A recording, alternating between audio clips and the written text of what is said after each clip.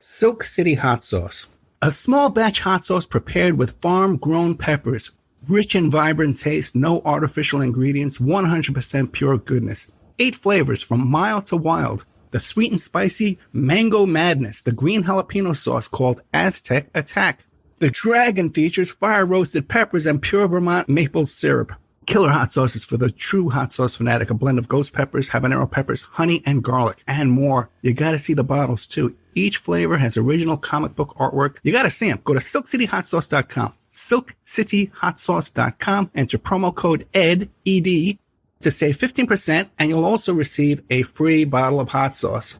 The Opperman Report is brought to you by Aquadam.net. You can give them a call at 707-764-2119. A flooded home is never easy to deal with. You're left with the mess to clean up, the insurance companies to deal with, and not to mention all the memories, the precious memories that are lost in the flood. You can never replace those. And Aquadam can be a tool in your arsenal to protect your home and property from the floodwaters. The cofferdam is filled with water to control water and is reusable as long as it's taken care of. It can protect your home or business from rising floodwaters like a dam, but without the beavers. It can also be used in construction. If you need an area to be dewatered, an Aquadam can do the job. An Aquadam was used at SeaWorld in Orlando for the Mako roller coaster ride during the coaster's construction by dewatering the work area. An Aquadam is now dewatering the work area at San Antonio SeaWorld for their newest roller coaster ride. An Aquadam has been used in many construction projects all around the U.S. and all around the world. Now give Aquadam a call, 707-764-2119. You can look them up online at aquadam.net. You can find them on Facebook at Aquadam Inc. You call them up, you email them, you tell them Ed Opperman sent you, and they're going to take 10% off the price. Aquadam.net, 707-764-2119. If you find yourself in need of legal representation, it can be a very stressful time in your life. In my career, I have dealt with thousands of lawyers, I've dealt with thousands of law firms, and I can confidently recommend to you Keith M. Davidson at kmdlaw.com. Available 24 hours, 7 days a week. Just log into kmdlaw.com. That's kmdlaw.com. Or you can call toll-free 833-4KMD-LAW. That's 833-4KMD-LAW. Personal injury, wrongful death, STDs, sexual assault, car accidents. They handle it all efficiently and professionally. It doesn't matter how imposing the opposition may be, because the team at kmdlaw.com are battle-tested and fierce. They will not stop until justice prevails. Go to kmdlaw.com or call toll-free 833-4KMD-LAW. If you're in for the fight of your life, stop screwing around and contact KMD Law. It's the Opperman Report.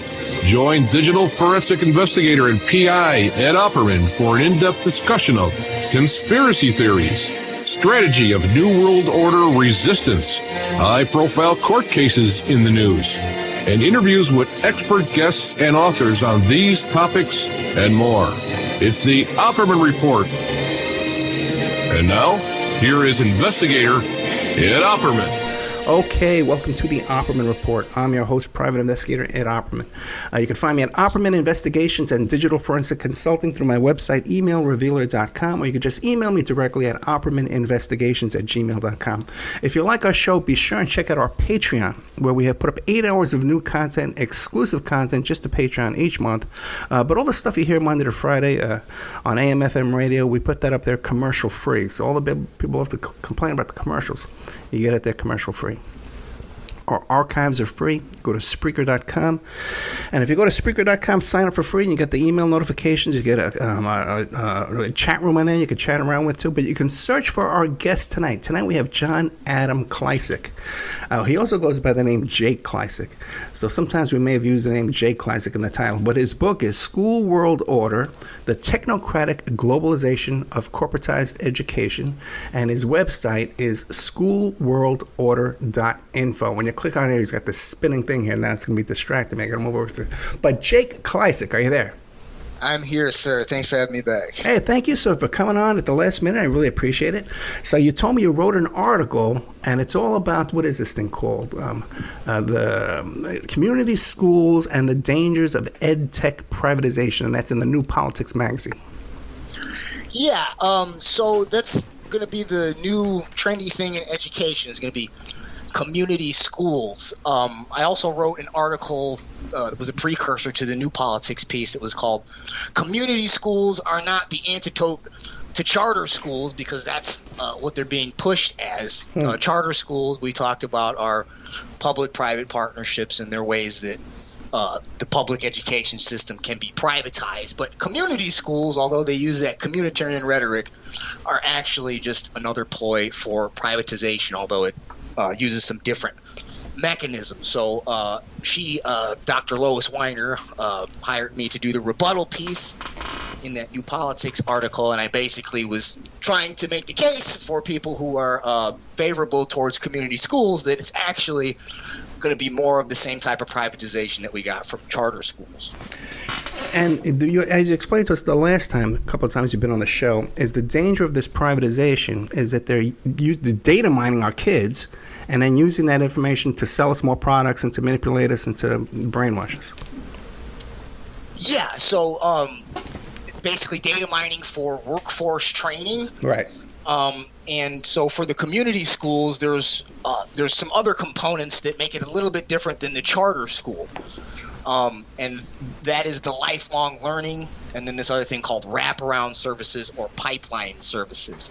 According to the Every Student Succeeds Act, that's the main federal law that governs education, community schools, or what are called full-service community schools, they have to have pipeline services, and they have to deliver them through public-private partnerships. So with the charter schools, a lot of the data mining is for workforce training, but through the wraparound services in the community school, those also provide not just workforce training, but health services, social services, and then crime prevention for at-risk students. So they'll also be data mining the students not just for what they call their workforce competence, but also for their health status and how at risk are they to fall into the criminal justice system.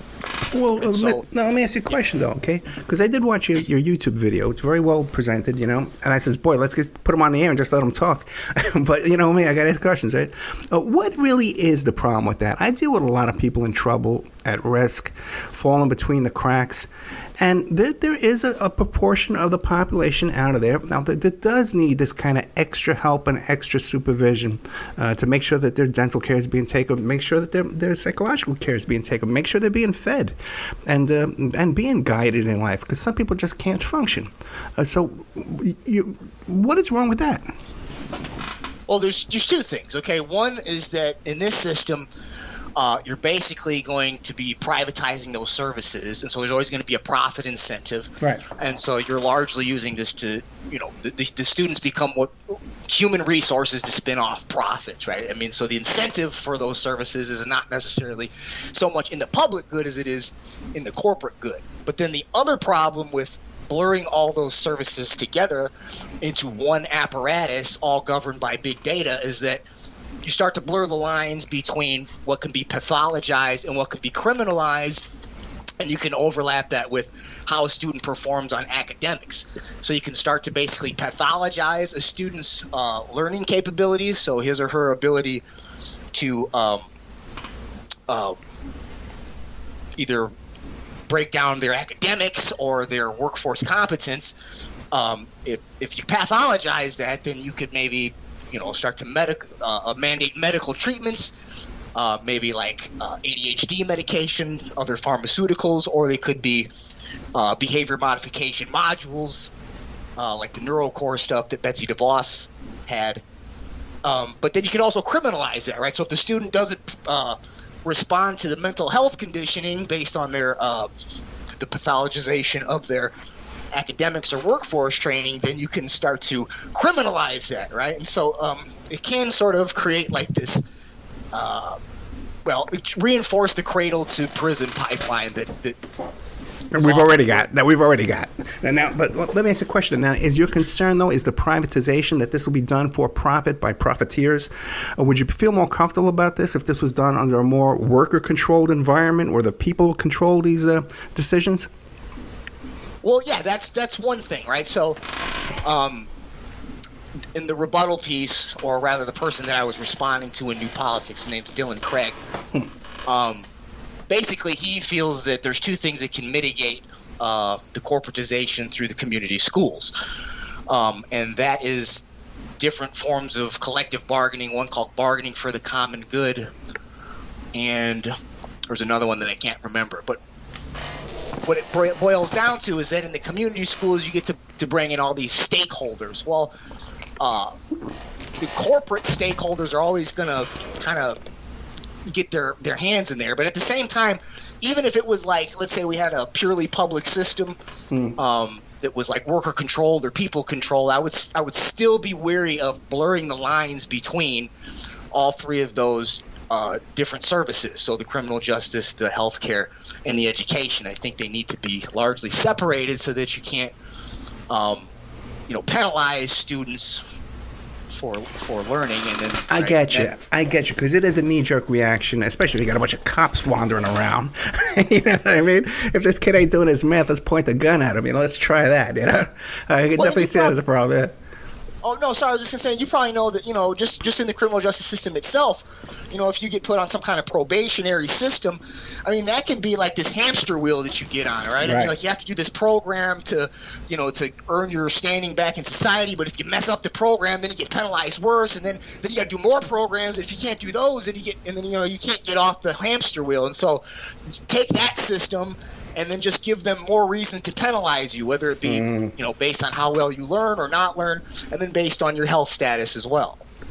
That's so true. And a perfect example of that is a DUI, where they take away your license and then tell you have to show up to do community service and show up to take classes. And there's no way to get there. And they'll even put them in places where there's no public transportation to get there. And then what happens is, if you don't do your services, if you can't take the classes, if you don't do your time in the community services, then the original charges are tacked back on, the 3 years, whatever you're facing. And then another charge comes up, now you're facing 6 years. But they'll give you more classes if you do them. But then next thing you know, you're facing 7, 8 years on that charge because you couldn't do your simple stuff, show up for the class. Well, that ties into something or similar to something called social impact investment bonds. And it goes through something called pay for success programs. This is another euphemism in education. It goes with the cradle to career or the career pathways or the workforce training. And basically, if students aren't doing so well in a particular program, these companies can come in and they'll invest in that student. That's the social impact investment, but it comes with strings attached, right? So maybe you don't have to pay this stuff back if you perform so well, but if you don't, right, there's other penalties involved or other incentives involved. It kind of reminds me of, if you remember what the World Bank sort of did back in the 90s. Yeah, same idea. It's like, we're going to help bring you out of poverty, or we're going to help make you a better citizen. But sometimes maybe the catch is that the strings attached, you can't keep up with the requirements to actually benefit from it. So in the end game, it's predatory. Oh, yeah, give us all your trees. We need your forest now. We want you to chop down your entire forest and give it to us. And I learned from Lois Weiner, this is a lot of her work, that what's happening now with the social impact investment bonds and ed tech was one of the provisions of those World Bank loans. It wasn't just lower your tariffs and spend this much on healthcare and let us have some of your infrastructure. It was also, hey, we need to teach y'all how to manage your resources better. So they would get in there in the education system, and it was a bunch of this. It was basically No Child Left Behind on a global stage, and then they implemented the ed tech into it as well. Okay, now I know you sent me over a bunch of notes. Now, is this a good time to talk about who is Cardona? If not, we could start that. Yeah, that's fine. We can jump to that. I mean, we might just distinguish the overlap between charter schools and community schools. They're both public-private partnerships, but there is one distinction, and that is that a community school can have an elected board. Okay. A charter school will not, because it's a private company. It'll have a corporate board. That said, there are also things called community charter schools. So that's basically a private company that outsources those wraparound services to more private companies, but it still gets public subsidy. So that's the only other thing that maybe I would distinguish between community schools and charter schools. You know what? Victoria went to a charter school for high school, and there were crazy issues. And I never could quite understand why, because they were publicly funded, it was subsidized, but then again, it was sort of private too. And there was this issue where the school, it was Coral Academy of Science was somehow connected with the Turkish government or whatever. I don't know. Everyone seems to be. I know what you're talking about. Yeah. Yeah. For some reason, it's heavily populated by Turkish people, and they had some website that was hosted in Turkey that was constantly hacked, and you couldn't use it. And I was saying, well, why is this? Well, how do they have this Turkey website? It just makes no sense. Was it Gulen? Was the guy's Gulen? Was that his last name? The mogul, really rich mogul that ran that company. It might started be. with a G. I can't. It's vague in the back of my head, but. Well, Breitbart did a big thing about this, and a whole bunch of people came and protested this school. And of course, my daughter's out there counter-protesting, taking them on, trying to fight them down. But anyway, let's move on to your next. Yeah. Keep us going. Okay, so the next part, I guess, is who is Cardona, and then how does that relate to community schools? So, Right. Community schools is going to be the trendy thing they're going to push during the Biden administration. And so a little background on Cardona before we talk about the prospects of him pushing community schools. I think they picked him largely because he doesn't come with a lot of political baggage. And he checked two boxes that they asked for, which is he does have some actual teaching experience. Looks like he went pretty quickly into administrative experience as the commissioner of education in Connecticut. But, he is at least a teacher, right? So they give him that. What's his background look like? Like, what are some of the things he's done as a commissioner? He pushed for, like, equity policies. Okay, so like racial inclusion, social justice causes. And then he also pushed for alternative assessments, especially during the pandemic, the lockdown stuff. So, obviously nobody's experience learning was very smooth. And so people were like, well, how can we hold people to take this to the same standards? How can we give them these standardized tests when they haven't had a standardized learning experience this year? And so he was largely pushing for some alternative assessments. What those will be in the long term, this will tie into the competency-based education, but they're performance-based. Sometimes they pitch it as like the student will like create a portfolio of all the tasks that their skills, whatever it might be, essays, creative projects. But really what it's geared towards is performance on a module, so performance on an e-learning module. Let me ask you a question, because we're experiencing this right now. Victoria's a sophomore now in college, and she's learning more in her internships and her paid internships than she is in her classes. Now, is that the same kind of thing, privatization of education coming in and overstepping? No. No? I mean, I would have to talk more about – you'd have to tell me more about the actual mechanisms or how the funds are distributed. So, like, if that's through a class and she's paying to be in the class and the class makes her go to this company and do free labor for the company, that's basically a public subsidy for the private company. Right. But that doesn't mean that just because you're in an unpaid internship that it's necessarily publicly subsidized. I mean, that's just part of how you get into most industries. You do some kind of free interning. Yeah, right, but this is actually the other way around. She's taking political classes and then she's doing political internships where she's getting paid by these political PAC type companies. Oh, but it is no affiliation with the school. That's like just like actual performance-based learning, like actually learning on the job, so to speak. Yeah, yeah. Well, yeah, and that's the difference to me between like vocational education and like what they call workforce competency or workforce training, the school to work, cradle to career, all those euphemisms. I mean, in the vocational project, you're actually the student is learning the art or the skill of that particular craft or industry. In the workforce training that's subsidized through a private company, you're being trained for very narrow, very limited skills, not just for that particular job, but also for that particular company. And so that's the difference, in addition to it being subsidized by public tax dollars. Gotcha. So we were talking about Cardona before I interrupted you. Oh, no, that's cool. Okay. So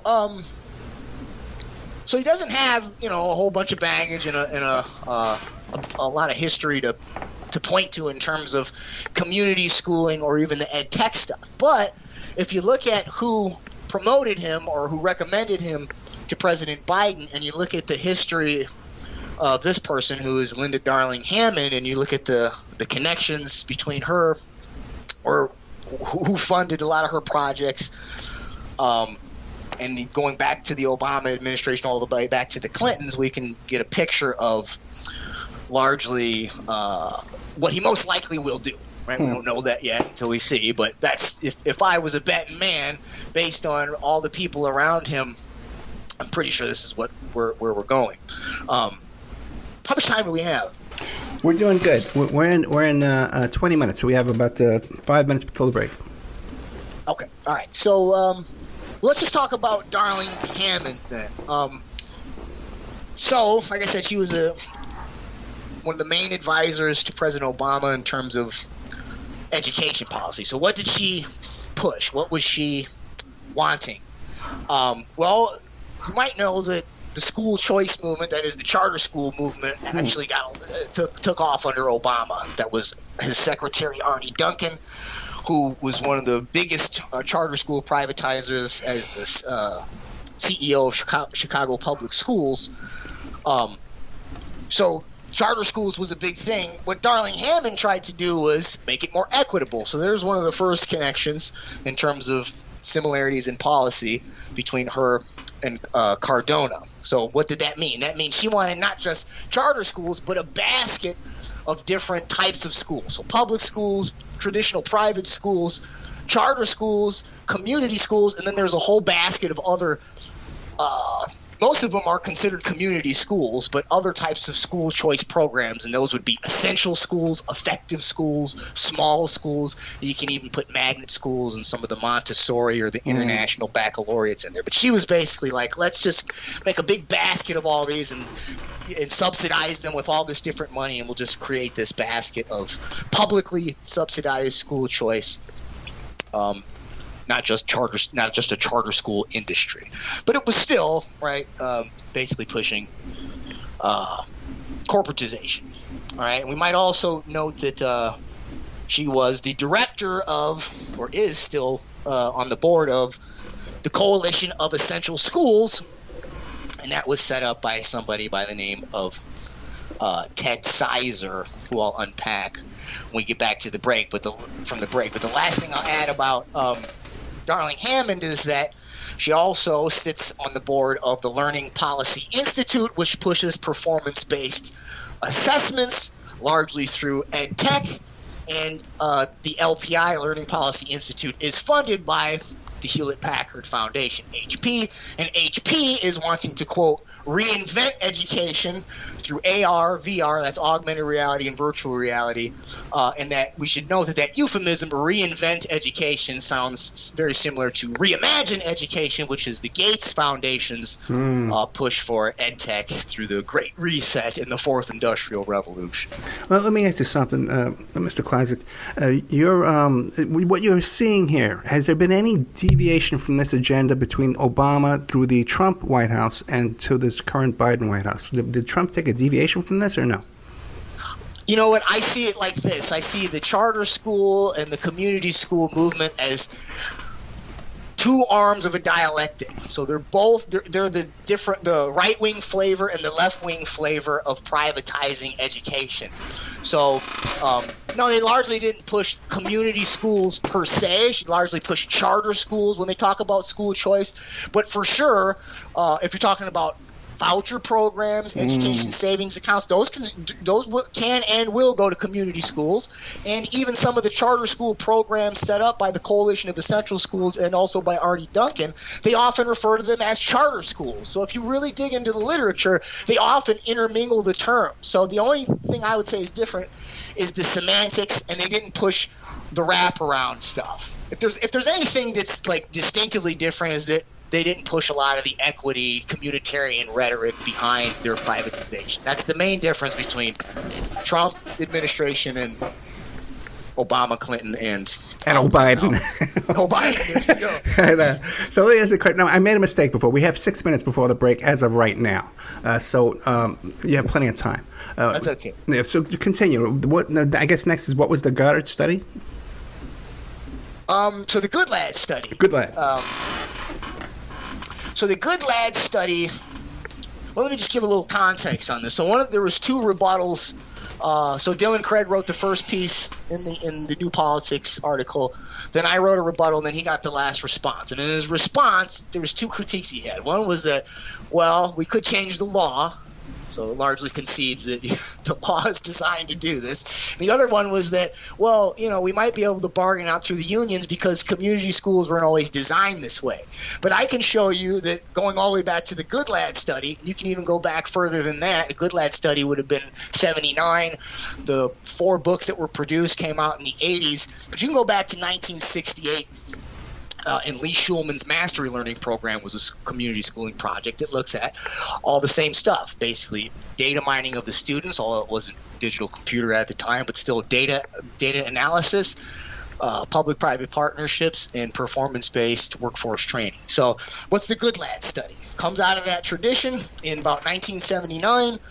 The National Institute for Education and a bunch of private foundations funded this guy, John Goodlad, to do a study on community schooling. Some of those foundations were Rockefeller Philanthropies, I think Rockefeller Brothers Fund and John D. Rockefeller III Fund might have been, or just the regular Rockefeller Foundation, but some of those were in. There was 2 of them.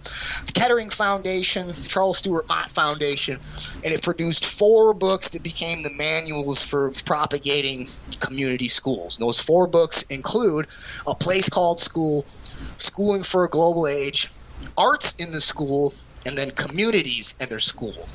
And if you look at the foreword to the 20th anniversary reprint of A Place Called School, which is by John Goodlad, you'll see that Ted Sizer writes the foreword. And in there he says that the Goodlad study was, quote, a Rolls Royce of education. And Ted Sizer is the guy that sets up the Coalition of Essential Schools, which is where Darlene Hammond got her ideas, passed it down to the Obama administration, and then also now is passing it down to Cardona. So it's basically been the same agenda since at least 68, definitely since 79 and through the 80s. It's fascinating. And when you think about how much, because you mentioned the Rockefeller Foundation, and what is the NIE? You glossed over that one, the NIE. It's the National Institute for Education, and it no longer exists. Okay. It was an Office of Education. I think it started before there was a Department of Education, and then when the department was created, it was there while Charlotte Iserbyt was there for a little bit, but it's not there anymore. It's one of the offices that was closed down. But that's where she worked. If people don't know, Charlotte Thompson Iserbyt wrote The Deliberate Dumbing Down of America. She's the one that leaked Project BEST, Better Education Skills Through Technology, which was all about everything we're talking about, privatization through technology in order to implement workforce training through cognitive behavioral psychological. Yeah, and people can go to the archives on Spreaker and look up Deliberate Dumbing Down of America and hear the interview we did with both Mr. Kleisig and Ms. Iserbyt. And what was the other one? The Charles Ott Foundation was another one? Charles Stewart Mott Foundation, right. Yeah, that's another one. And then the Kettering Foundation, which is I used to get Foreign Affairs. I used to get that when I could afford it.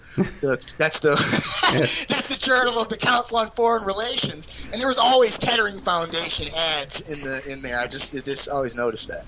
Yeah, so just think, if these huge, because these are the same names you always hear at NPR and the public TV, and just think. They could time all this too. They can have this influence in the classrooms with the itinerary, and then have TV shows go on, and documentaries, and everyone's, well, I heard this at school too, It's the same. So it must be true.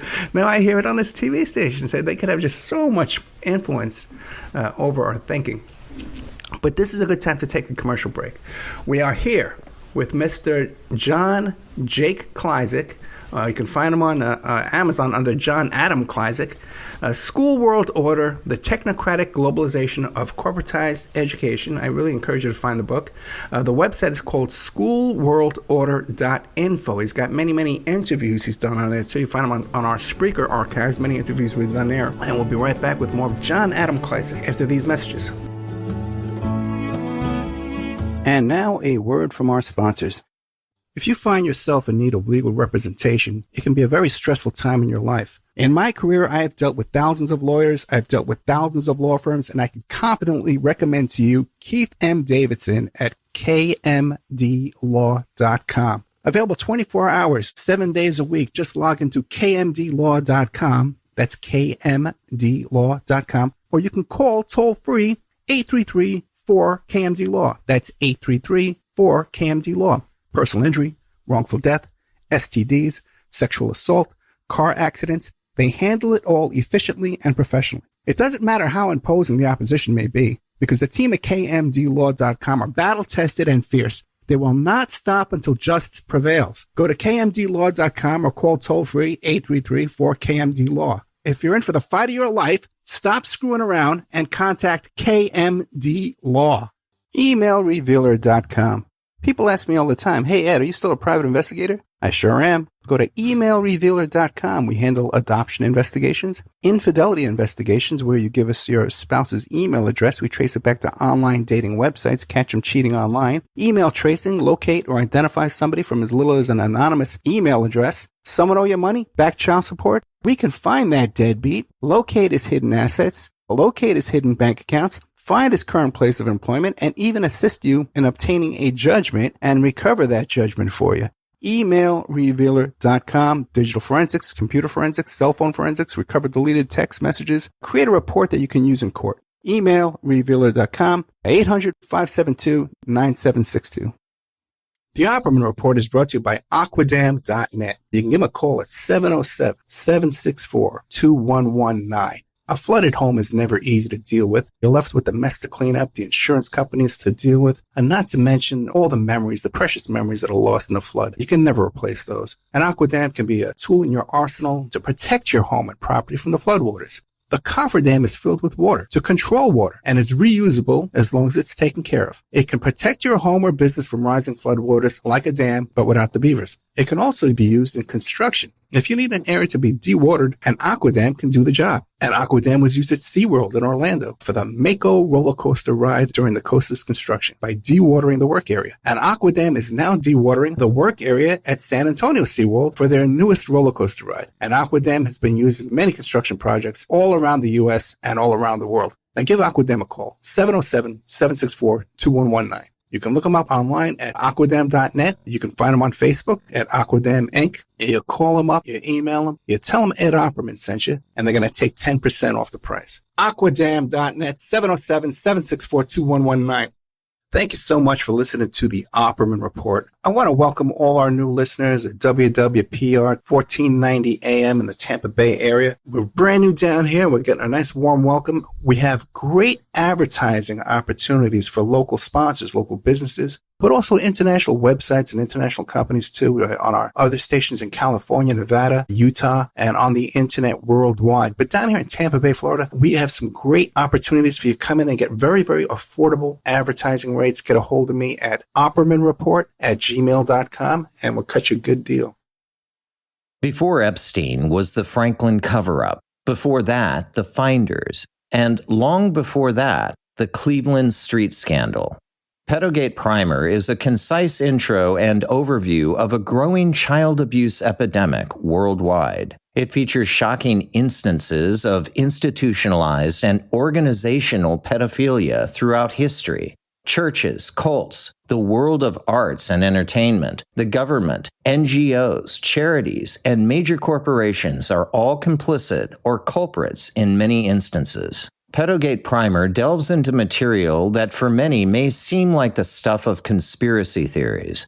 For this reason, the book draws on academic resources, declassified documents, and other reliable sources, and steers clear of conjecture. Such shocking true stories need no embellishment.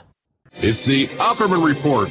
And now, here is investigator Ed Opperman. Okay, welcome back to the Opperman Report. I'm your host, private investigator Ed Opperman. We're here today with John Adam Kleizek. You can also find him on the Jake Kleizek. His book is called School World Order, The Technocratic Globalization of Corporatized Education. Sounds like a lot, but it's really not. And check out his book, his website called schoolworldorder.info. There's many, many interviews on there, and you can find his previous interviews on the Opperman Report Spreaker channel. So, John, where did we leave off? I think we've finished up with talking about the Good Lad study. It's by Annenberg. Yeah, that's a good place to jump back on. So the Annenberg Foundation has funded a large swath of different community school projects, starting with Ted Sizer during the Clinton administration. And there was a gift of, I believe, $500 million that the Annenberg Foundation gave in the 90s to the Clinton administration. And $50 million of that went to Ted Sizer for his community schooling projects through the Coalition of Essential Schools. Annenberg Foundation also has connections to both Obama himself and Bill Ayers. So that's the big infamous connection between him and between Obama and Ayers that we heard about all the time in the media. That was where they connected. They were both on the board at the Annenberg Foundation during the time when the Annenberg Foundation was handing out money for the Chicago Annenberg Challenge. And Bill Ayers specifically set up a project of called Small Schools, a series of what are called small schools. And that, again, is Ted Sizer's term. That comes out of the Coalition of Essential Schools stuff. But that money, that Annenberg money during the Chicago Annenberg Challenge, that also impacted Duncan when he was CEO of Chicago Public Schools System, when he was setting up not just charter schools, but yes, also community schools with that Annenberg money. So, and then you can fast forward to Darling Hammond, and some of her studies have been connected to Annenberg financing as well. So all of these people, for a span of if we just start with Clinton's, we're talking, what is it, 30 years now? Getting old, I guess. 30 years of community school funding, and all of them connected together politically, all in the same political circles, all funded by the same private foundations. Well, then who was Annenberg, and how did he make his money? It's a family, and I can't remember off the top of my head. I just remember that it's a wife and a husband, and I can't remember their names. I think they're a prominent Chicago family. That's something I don't have the background on. Well, that would be interesting to look into, though. Oh yeah, Charlotte's always Annenberg. I mean, like, she's all hammered it into my head, and really, this was much of what's a lot of this history was stuff she'd always talk about, and I'm like, who are these people? Like, I'm not like, you don't hear about them. I'm in academia. I teach these names, as influential as they've been and as connected as they are, that you don't hear about them in board meetings and in the water cooler discussions at school. But Annenberg, they big foundation. I think it's a Chicago family. Need to look more into that. Yeah. The billionaires we hear about are really not the billionaires. They're really, the ones we don't hear about are the ones that are really running things. Oh yeah, and a lot of times what's funny is I don't know, people might not know this, but you can look at the Ayers family, which is an interesting family. There's a lot of money behind that guy, right? I think it was G.D. Searle. But his dad was on some energy companies, a lot of big corporate boards. And interesting factoid is that his brother, John Ayers, was funded by Carnegie Institute at Tulane University in Louisiana, which was another hotbed for charter school privatization, and John Ayers was a big charter school proponent. So, you got the left and the right there, and then all. What people don't know, like you said, is that they actually come out of a really big money family. So that's another. And if people are missing the significance of Bill Ayers and what Professor Klazak is talking about, is that Bill Ayers was one of the founding members of the Weather Underground, revolutionary counter-capitalist street fighters out there back in the 70s, So now, what do you think his motivation is within all this? It seems like slushing money around, right? As far as handling Annenberg money, right? Well, yeah, but I think it's also larger. It's also part of a larger move towards not just workforce training, but social engineering. I mean, so there's a quote from John Goodlad, which says, and I'm going to paraphrase this, but if you watch the videos, my YouTube videos, it's in one of them, and he basically says, in the future, the most important thing is not the type of knowledge we will impart to students, but what type of students we will create, or what type of human beings we will create, or something like that. But I mean, it's literally like, how can we engineer people, into this utopian society, I guess. Fascinating. It reminds me of when we went to Vic's open house school, when we toured the school, and one of the professors said, what we do with these students is we create knowledge. We're not teaching them. We're creating knowledge. These kids are going to go out and write white papers for these professors. Then they're going to be handed over to congressmen, and then they're going to create policy the knowledge that we create. It was so impressive. But again, in the wrong hands, it's like I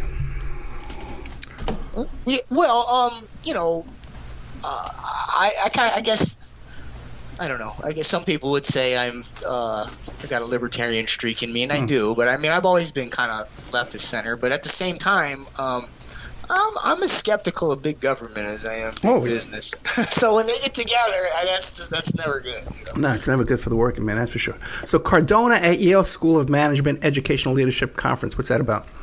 Well, that's another window into how we know that not only is Cardona going to push community schools because he comes out of this long tradition of community schoolers, gotcha, but also that he's going to push ed tech. So at this School of Management conference, wasn't too long ago, if you look at all the people that were attending the conference, who were speakers there, they're all people that are into fintech, that is financial tech, ed tech, venture capital.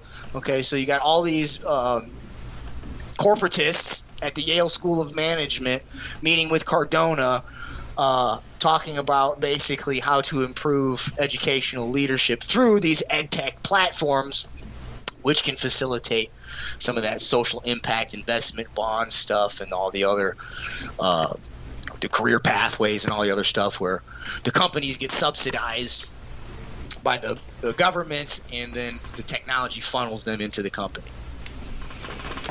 Okay, now you describe something out there here. It sounds kind of frightening. Microsoft Daily Pass, proto-immunity passports? what are you talking about there, man? You didn't hear about this? This is creeping me out. No. Yeah, man, Microsoft has, it's called the Daily Pass. Okay. So you probably know already that since the lockdown started, since the pandemic started, in China, they had immunity passports basically on day one. So you had these apps on your phone, red, yellow, green. All right. And then now IBM is pitching having a vaccine passport, basically the same concept, an app on your phone. This Microsoft Daily Pass is not a vaccine passport, so it's technically not an immunity passport. But what the kids have, it's kind of conditioning, getting us used to this idea. And what the kids have to do is they have to so you download this app. It could be on your desktop or your phone or whatever. I guess it has to be, you have to print it out. So I guess it has to be connected to a printer. I guess it doesn't matter, right? So it has to be connected to a printer. You get this online platform. It's got a questionnaire. And it asks you, all the questions they ask people when they go to work nowadays. Like, you got a headache, fever, sniffles, all that type of stuff. You answer these questions, and it's going to print you out a QR code. And then you take that QR code to the school, and you don't get in the school unless they scan the QR code, right? So right now, it's kind of just a digital means of, the checkups that most people have been asking been asked to do to go to work, whether it be self-checkup or somebody at the door. But the idea here is now it's basically an electronic health record, and you're basically restricting access to the public square and public education based on a student's biological health status. So if they get past the emergency use authorization, President Biden already issued an executive order on COVID-19 safety and travel, and in there is it's not they don't call it an immunity passport or a vaccine passport. It's something in prophylaxis registry, immunity or prophylaxis registry or something. But in order to get on public transportation, right?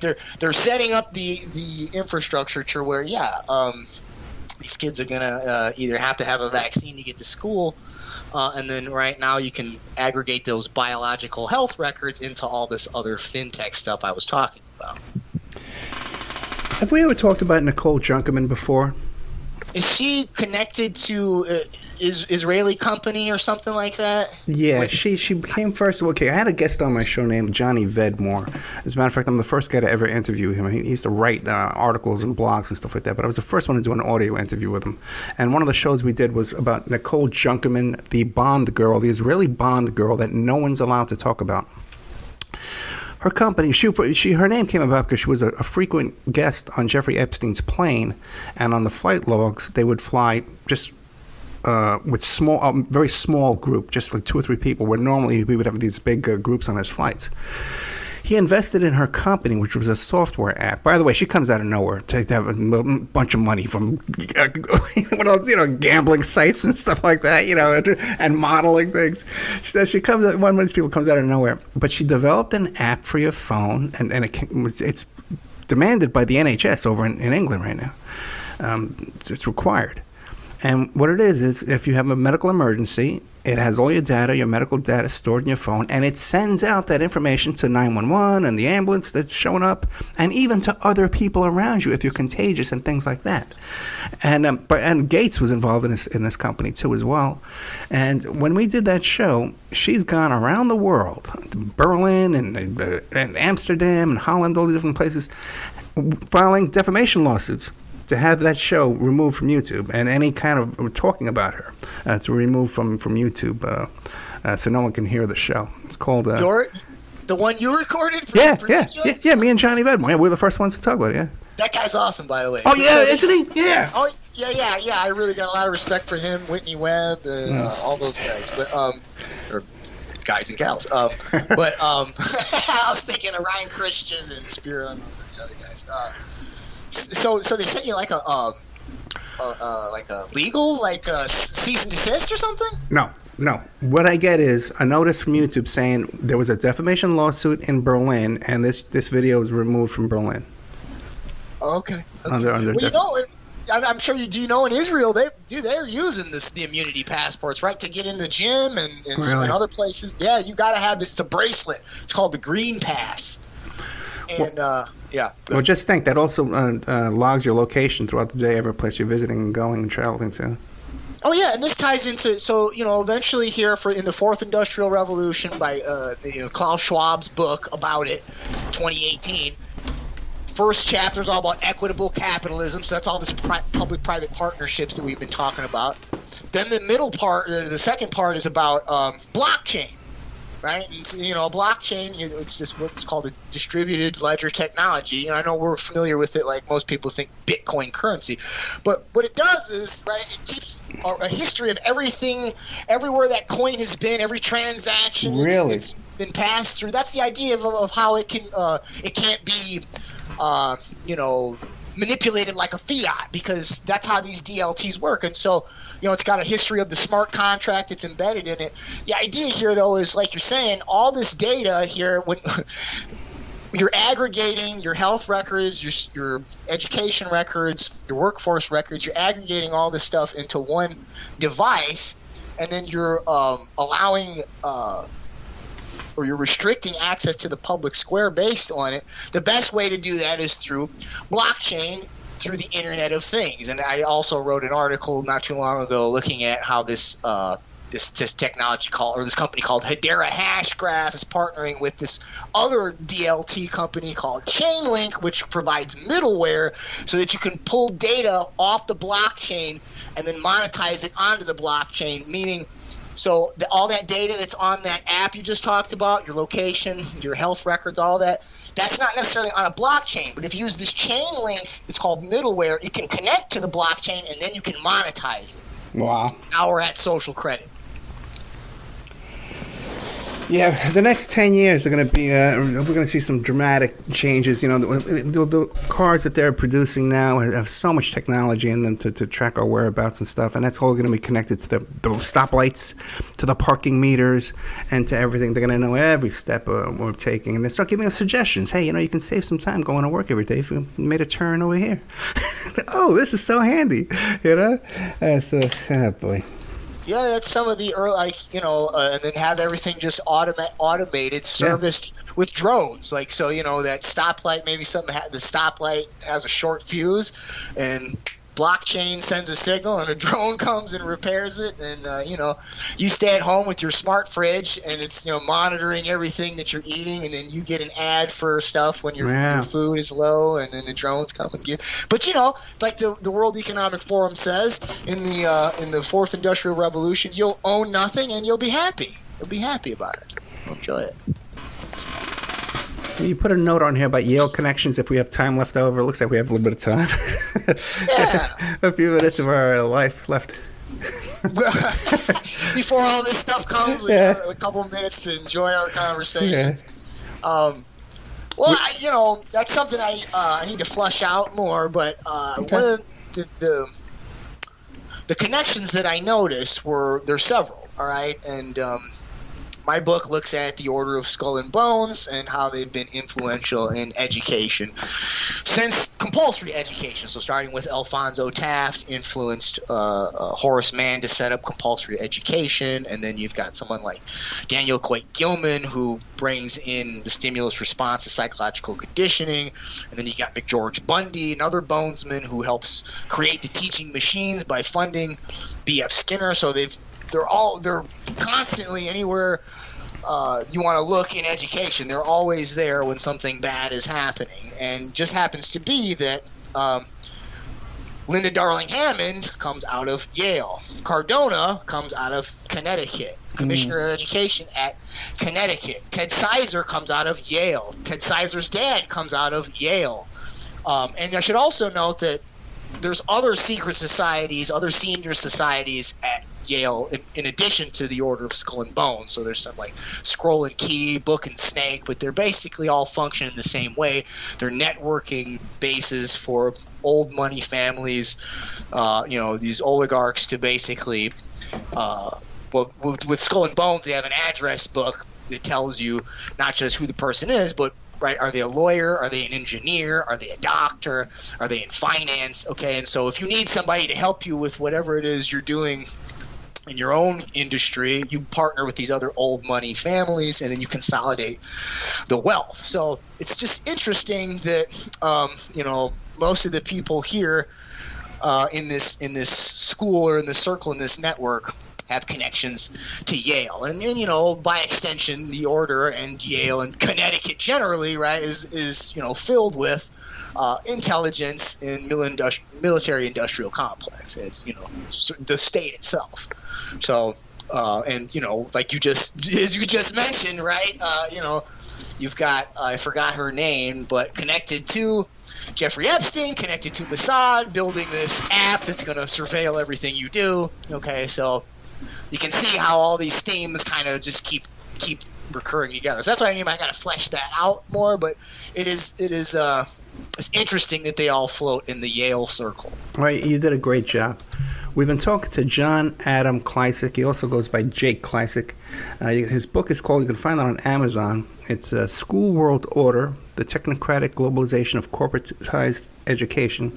He's going to be on Trine Day's new podcast. He's going to be doing an appearance on there called The Journey. Trine Day podcast. He's published by Trine Day too. Good old Chris Milligan fought his way out of those California fires. The website is called schoolworldorder.info. Great topic today, and you can check out this article he wrote, and it's in the New Politics, newpolitics.com. Professor Kleisick, thank you so much for John Adam Kleisick for coming on the show. Hey man, it's a pleasure as always, Ed. Thank you, sir. Good night. And now a word from our sponsors. If you find yourself in need of legal representation, it can be a very stressful time in your life. In my career, I have dealt with thousands of lawyers, I've dealt with thousands of law firms, and I can confidently recommend to you Keith M. Davidson at kmdlaw.com. Available 24 hours, 7 days a week. Just log into kmdlaw.com. That's kmdlaw.com. Or you can call toll-free 833-4KMD-LAW. That's 833-4KMD-LAW. Personal injury, wrongful death, STDs, sexual assault, car accidents. They handle it all efficiently and professionally. It doesn't matter how imposing the opposition may be, because the team at kmdlaw.com are battle-tested and fierce. They will not stop until justice prevails. Go to kmdlaw.com or call toll-free 833-4KMD-LAW. If you're in for the fight of your life, stop screwing around and contact KMD Law.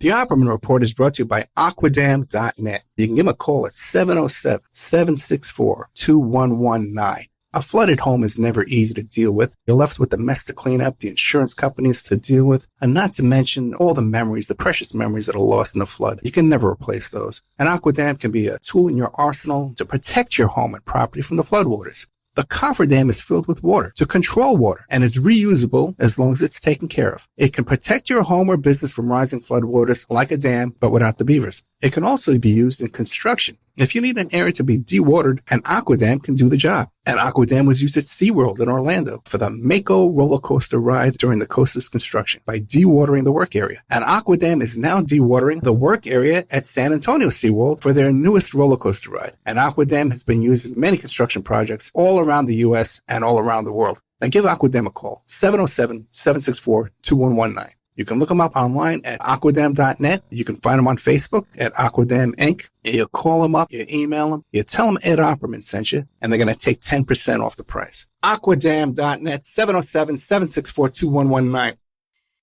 Thank you so much for listening to the Opperman Report. I want to welcome all our new listeners at WWPR 1490 AM in the Tampa Bay area. We're brand new down here. We're getting a nice warm welcome. We have great advertising opportunities for local sponsors, local businesses, but also international websites and international companies too on our other stations in California, Nevada, Utah, and on the internet worldwide. But down here in Tampa Bay, Florida, we have some great opportunities for you to come in and get very, very affordable advertising rates. Get a hold of me at oppermanreport@gmail.com and we'll cut you a good deal. Emailrevealer.com.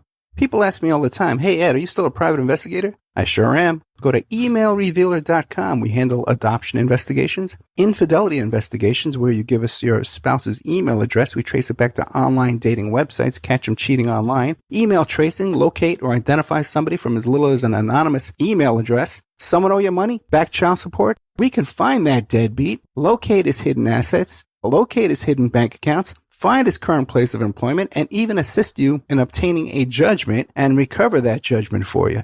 Emailrevealer.com. Digital forensics, computer forensics, cell phone forensics, recover deleted text messages. Create a report that you can use in court. Emailrevealer.com, 800-572-9762.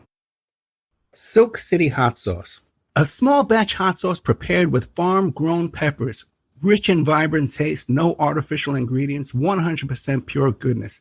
8 flavors from mild to wild. The sweet and spicy Mango Madness, the green jalapeno sauce called Aztec Attack. The Dragon features fire-roasted peppers and pure Vermont maple syrup. Killer hot sauces for the true hot sauce fanatic, a blend of ghost peppers, habanero peppers, honey, and garlic, and more. You gotta see the bottles too. Each flavor has original comic book artwork. You gotta see them. Go to silkcityhotsauce.com. silkcityhotsauce.com. Enter promo code ED, ED, to save 15%, and you'll also receive a free bottle of hot sauce.